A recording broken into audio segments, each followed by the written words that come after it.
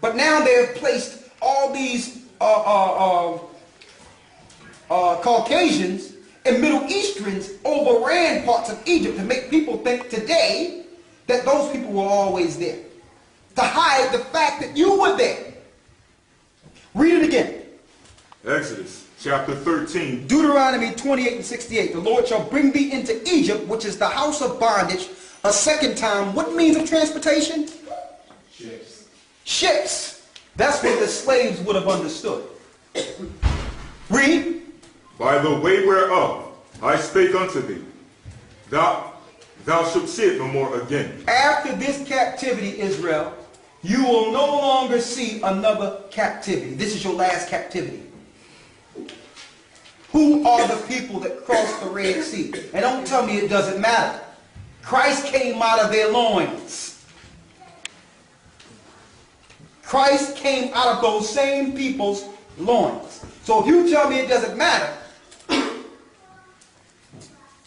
then you telling me Christ don't matter.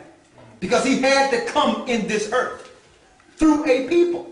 And you can't tell me now that Christ came to the earth, he forgot about the people that bore him, that bear him.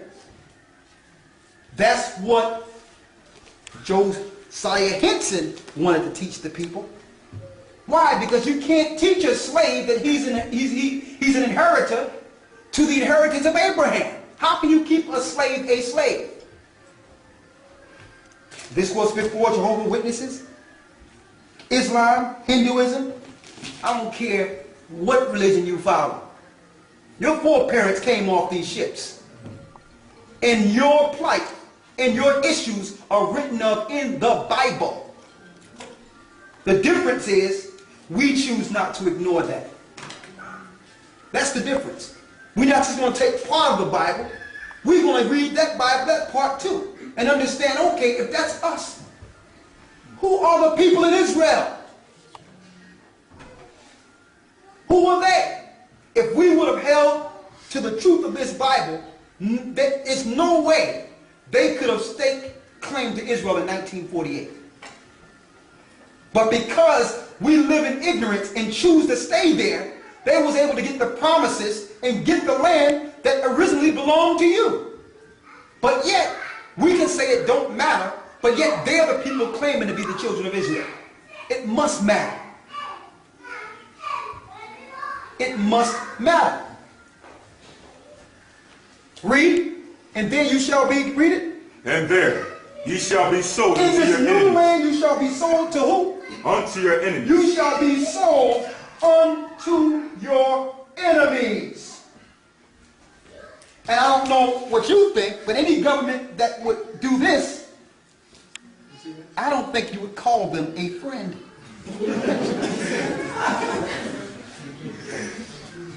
The Bible says this. Am I wrong for pointing this out? I'm just reading the Bible.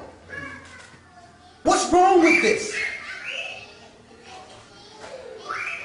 If I can teach the inclusion of all people and say that Christ died, and through that a light comes to the Gentile and those that follow Christ can be saved, why can't I now also identify the original people of the Bible? That means I can do with inclusion but exclude myself. That's what they wanted. That was the plan, to have you exclude yourself so that everyone else can take your place. Read. And there. And there you shall be what? You shall be sold unto your enemies. There you shall be sold unto your enemies. And guess who was selling us, folks? Christians. So no wonder that those same Christians that sold us would come up with brands of doctrines to keep us enslaved. That was their job. How can I teach a slave that his foreparents go back to the children of Israel? So in my doctrines, like the people that came up with the Roman Catholic wine of Babylon under Constantine and paganism, every church stemmed from them. And you notice in the Bible, it calls her the mother of harlots.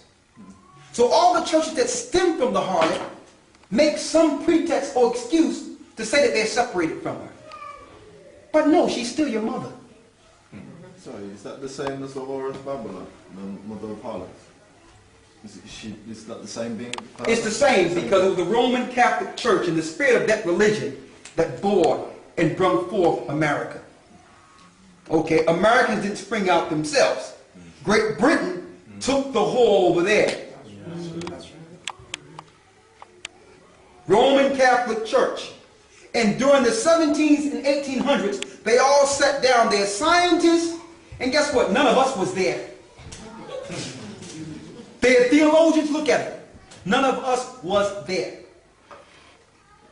They sat down and conspired with doctrine. So when these people get this spiritual awakening and seek the Most High, they'll have to go through our snares first. Then you had Jehovah's Witnesses, Mormons. A lot of people don't know the Seventh-day Adventists was first part of the Jehovah's Witnesses. Russellites. And they don't know, oh yeah, I can give you some history, brother. Yes, they were together at one time. I got the history, and I'll share it with you with no problem. Charles Taze Russell is the father of the Seventh-day Adventists as well. I know everybody say Eugene White, the prophetess, but no. Check out her husband, who was a Mason.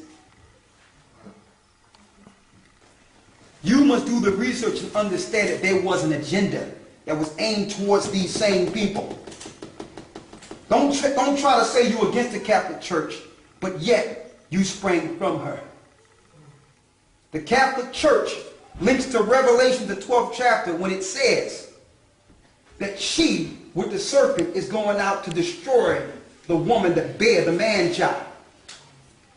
And they use religion to do it. Spiritual enslavement. It was Christians that dragged our behinds off of the ships. Christians. So don't get caught up in this religion. They didn't use Christ. They used this guy and taught you a new brand of Christianity that you would defend with your life as if you came up with it. And they can only do that by taking your identity and making it so that you have no sense of self. You have nothing to defend yourself, so you can only defend what they give you. But we all have something in common. I don't care how much you want to hate on anything. Our foreparents came off these ships. And we can argue religion if we want. 1 second, sister. But we cannot argue that. And that is recorded in the Bible.